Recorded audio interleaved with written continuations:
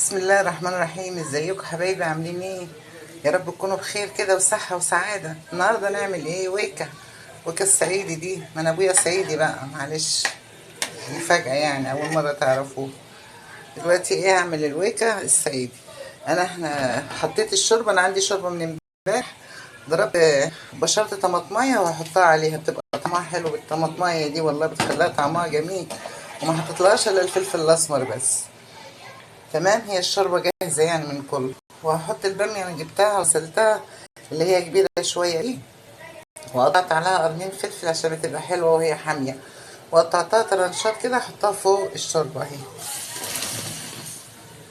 كتريش الشوربة علشان خاطر ما تبقاش ايه صيصة كده وكلها مية. سيبيها بقى ايه تستوي بس كده. اول ما تستوي بقى اتفرجي بقى هنعمله ايه تاني على جمال. قبل ما تستوي بقى وهي بتستوي كده احط لها ايه معلقة توم. انا مدقدقة معلقة توم مع الكزبرة الخضراء اهي، معلقة واحدة عشان الباقي هحمرها. هعمل لها طشة بيها اهي، معلقة واحدة بس اهي. هتطبيها بطعمها وبتخلي ريحتها جميلة نية كده. ها، سيبها بقى تستوي. شايفين حبايب قلبي؟ بصوا ما تكتروش المية بتاعتها، خلوا ميتها ايه يا دوبك. انت ليكي نظرية برضه في العمايل.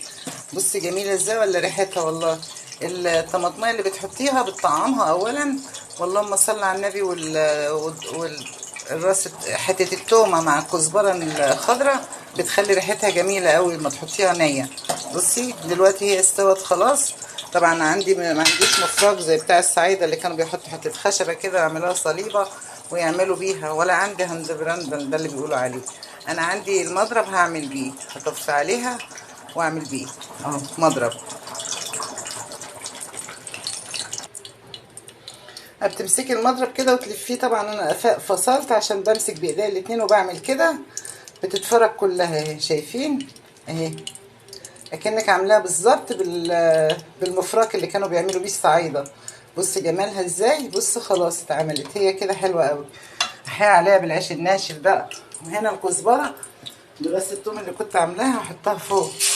اي حاجه بقى عندك، سمنه هولندي، سمنه فلاحي، حته دهنه، حته ليا، اللي عندك القدام اللي عندك حمري بيه. الخضره بتخليها طعمها جميل والله. احنا من الكزبره الناشفه تبقى قطعه مع التومه كده ايه على العسل وعليها بقى مع شويه شوربه وتروحي مخلصه نفسك. غدوه عسل. العسل جنب البدنجانه بقى ولا جنب شويه مخلل، ولا حسب اي حاجه تعمليها جنبها. مش عايزه خالص كده، حلوه قوي ونعمه من عند ربنا. ولو عندك عيش ناشف بتبقى جميله بالعيش الناشف. شايفه يا جماعه؟ بصوا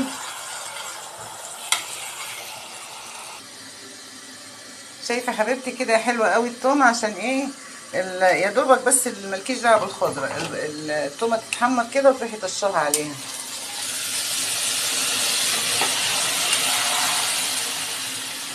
بصوا الجمال بقى. بصوا الريحه، عسل العسل. بصوا جمالها. بصوا تاكليها كده وانت مغمضه. اعملي الطريقه دي، مالكيش دعوه بالطرق التانيه. بصي جمالها. والتخن ده حلو قوي. احلى ويكه في الدنيا اللي خلقها ربنا، في منتهى الجمال. وطعمها بقى اتفرجي على الطعم. بس حط الايه التقليه كده على الوش كده، واللي يغرف يغرف على طول.